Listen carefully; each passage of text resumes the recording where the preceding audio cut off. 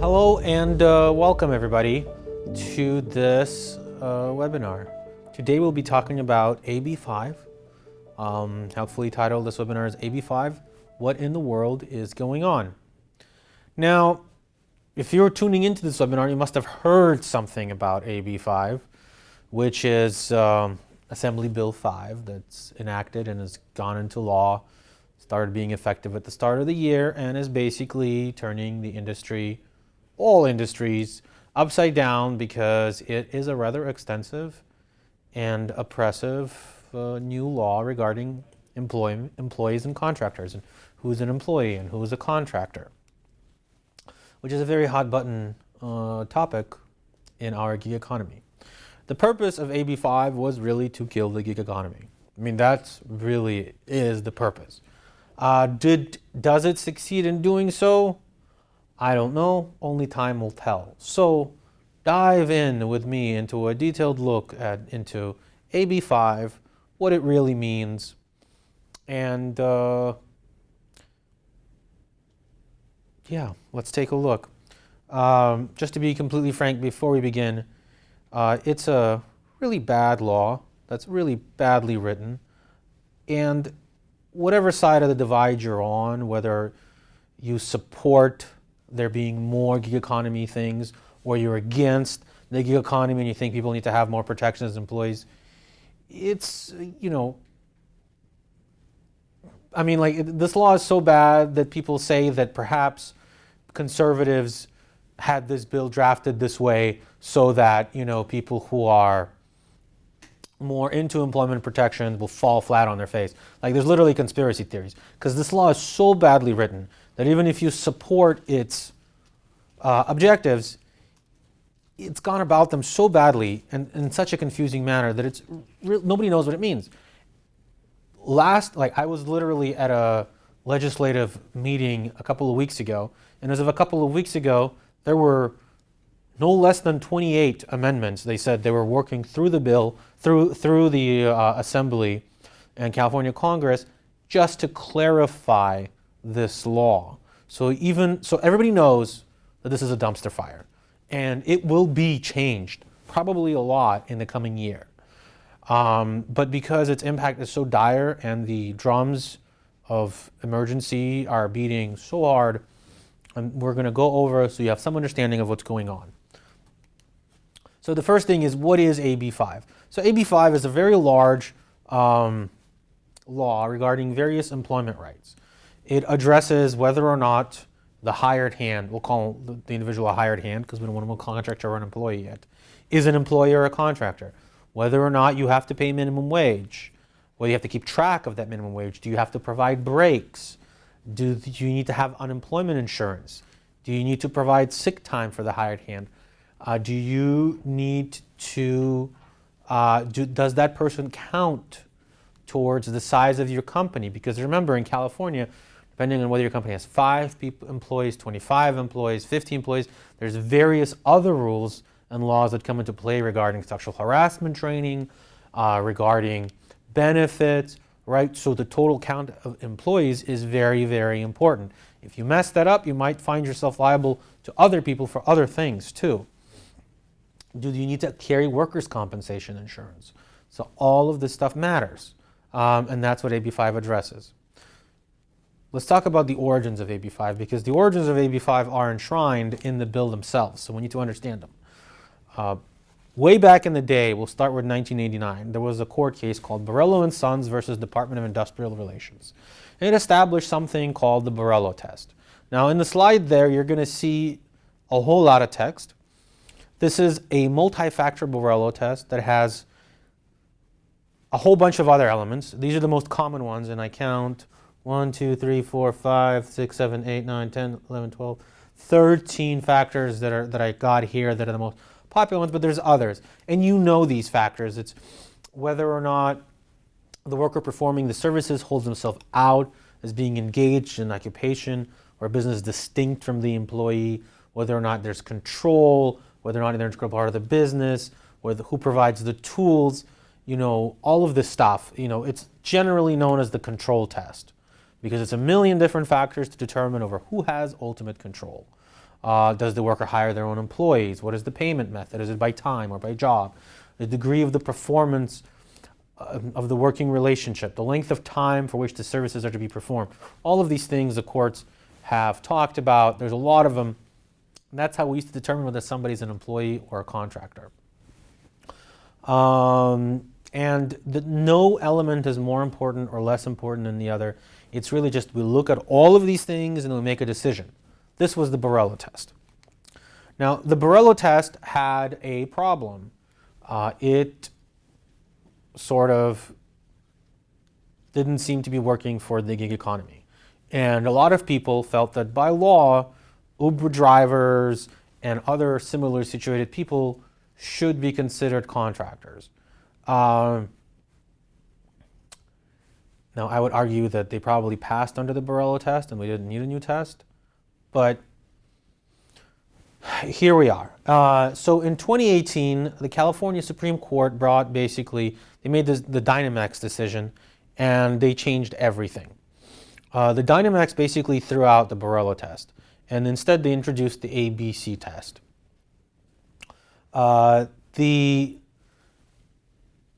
We'll go over the ABC test in detail, but there's a couple of things you need to know first. The ABC test is limited in scope. Well, it's only to wage orders and not to anything else. And so in California code, there's a lot of other things where it matters whether somebody is an employee or a contractor. So whether or not you pass under the Dynamics test only affected whether or not the employer has to count your minimum wage, has to make sure you're provided breaks, all of these things, right? But it did not matter for whether or not you get workers' compensation insurance, for whether or not you get unemployment insurance, disability insurance, just for the wage orders. And it's really one of the first time rights and determinations was split like that, and it really left a lot of open questions, which is the reason AB5 was passed, to close those questions. So AB5 basically codified the presumption that the worker providing the work is an employee and not a contractor, right? So we haven't talked about the ABC test, but one of the things about the ABC test is the Borello test was sort of like this total circumstance test. But with the ABC test under Dynamax, the presumption is you're an employee and it's up to the employer to use the ABC test to prove that you're not.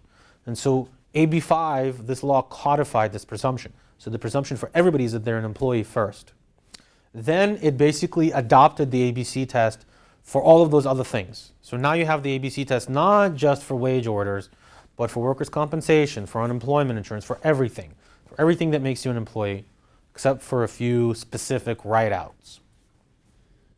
And there are many industry-specific exemptions. The law is a monster. It is very long and difficult to read.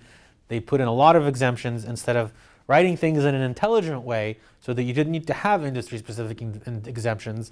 They wrote things in a stupid way and left a lot of specific exemptions out that they should have kept in. We'll discuss later, and it's just a monster.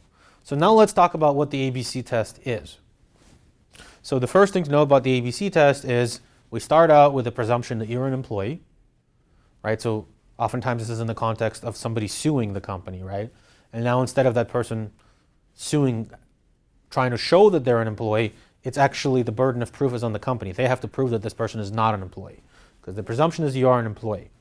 And then to prove that you're not an employee, they have to show that under all three elements, under A, B, and C, that they pass. That means if they fail any of the three elements, you're an employee. The first element is loosely the control test from the Borello. It's the worker is free from control and direction from the hiring entity for the performance of the work, both under the contract for the performance of the work and in fact. So you're free to do your own thing.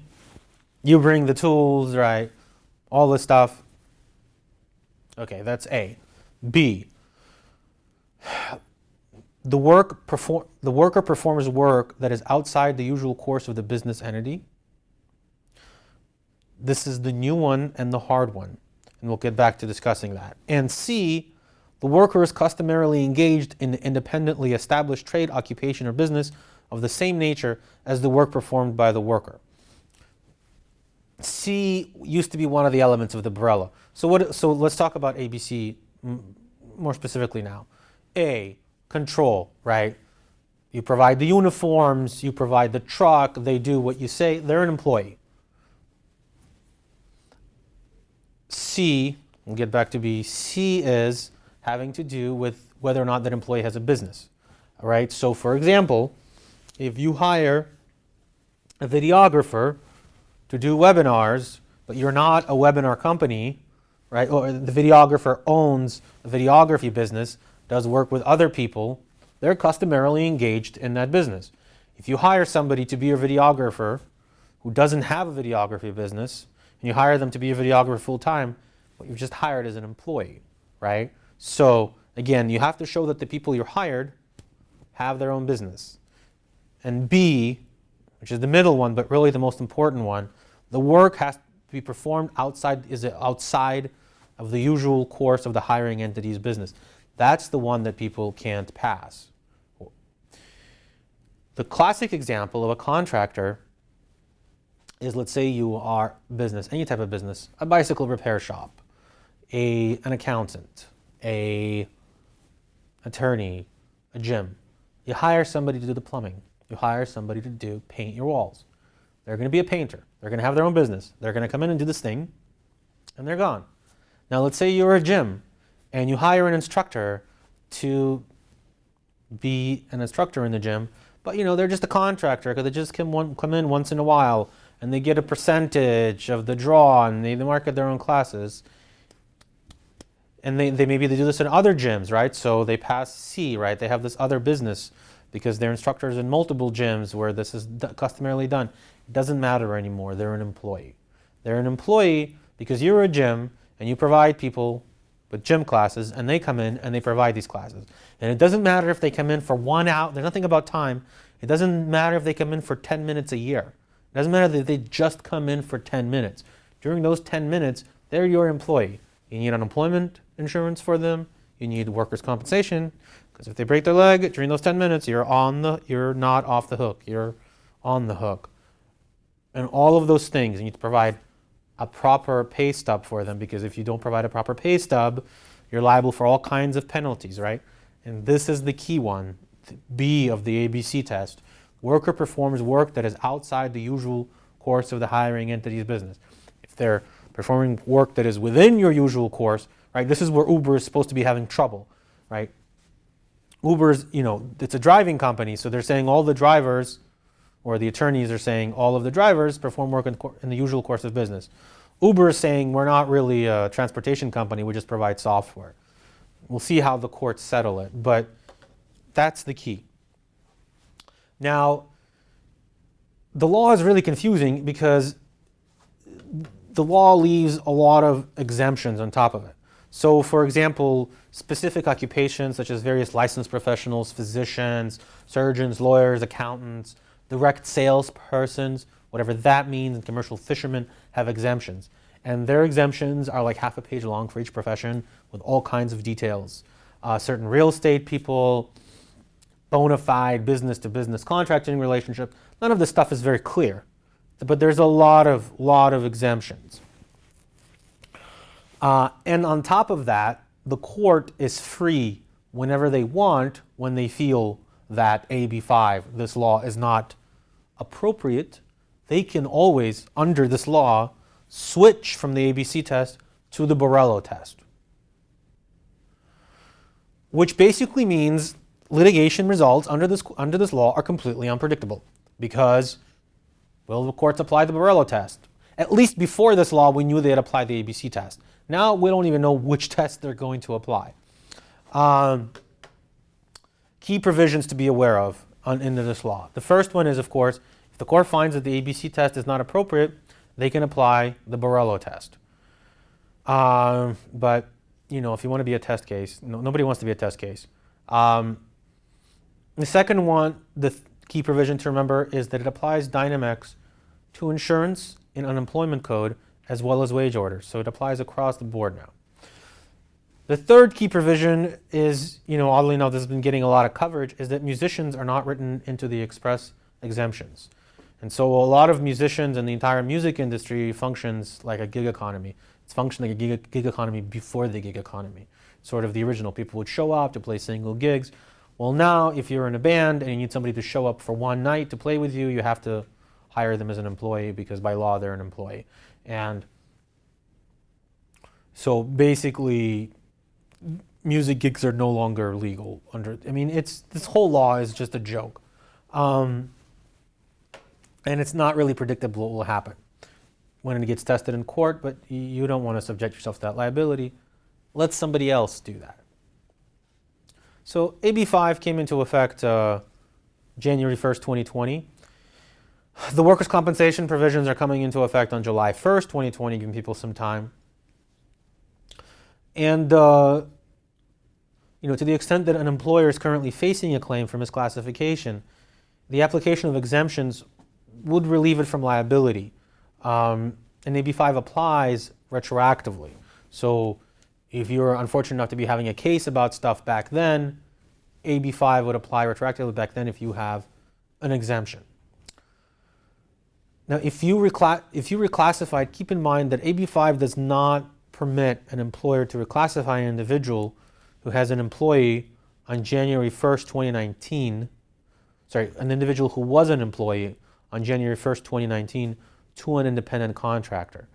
You can reclassify an independent contractor to an employee, but not an employee to an independent contractor, but only if they were an employee on January 1st, 2019. It's these kinds of bizarre specific provisions that make attorneys roll their eyes. There's a lot of multi-jurisdictional issues in AB 5. We don't really know. Businesses based in California using independent contractors out of state, I don't really know what AB 5 is going to mean for them. I do know that businesses based out of California using California contractors in state will have to apply by California rules. Because if you have employees in California, you have to follow California law, you have to register as a foreign business entity in California, and follow all of that stuff. Now, if you were found in violation of AB 5, your potential exposure is huge. Employment lawyers are probably the lawyers making the most money right now. They've been doing this for a while. Because of all the penalties written into the employment lawsuits, because of automatic attorney's fees, because of the interest, because of the penalties compounding and then adding interest to the penalties, because of the ability to file something a PAGA claim, which is where you can, with AB 5, if you were an attorney, if you own a business and some contractor was aggrieved and is suing you under AB 5, they can sue you not just for their damages, but they can sue you for every single other contractor that was in your business. It's called a PAGA lawsuit, and so it basically multiplies their damages. But what it doesn't do is it doesn't take away the right of the other people to also sue you. So every single contractor can sue you asking the damages for every single other contractor with automatic attorney's fees. So the potential exposure is extreme. And so this is something to be keenly aware of if you have employees. Or really, this is something to be keenly aware of if you have contractors. Now, in the long run, we don't really know what it means. They are probably not enforcing it that hard right now. If you are in the middle of personal lawsuits, I'm sure attorneys are trying, but they don't have a very long window, and employment laws are retroactive, so any fixes to AB 5 will be retroactive as well. There are currently no less than 28 amendments working through California. I'm sure others will be introduced soon. And many on both sides of the aisle, like Republicans and Democrats, conservatives and liberals, recognize that the system is unworkable. AB 5 maybe was a good idea in theory, but as written is horrible. But just because it's going to change, don't expect any relief in sight. I would not count on our Congress. What I would count on is basically AB 5 means it's the end of contractor status. Uber, Lyft, and other similarly situated companies have millions of dollars in legal budgets, and they can fight things and come up with very creative arguments, and ultimately they can afford to pay the damages because they have billions of dollars in reserve. For most small companies, employment lawsuits are crushing, and it's way cheaper and easier just to make everybody an employee and not worry about this. So that's really the main takeaway from AB5. Don't worry about it. Just don't deal with independent contractors anymore. Only deal with employees. If you're going to deal with an independent contractor, you have to deal through a third party.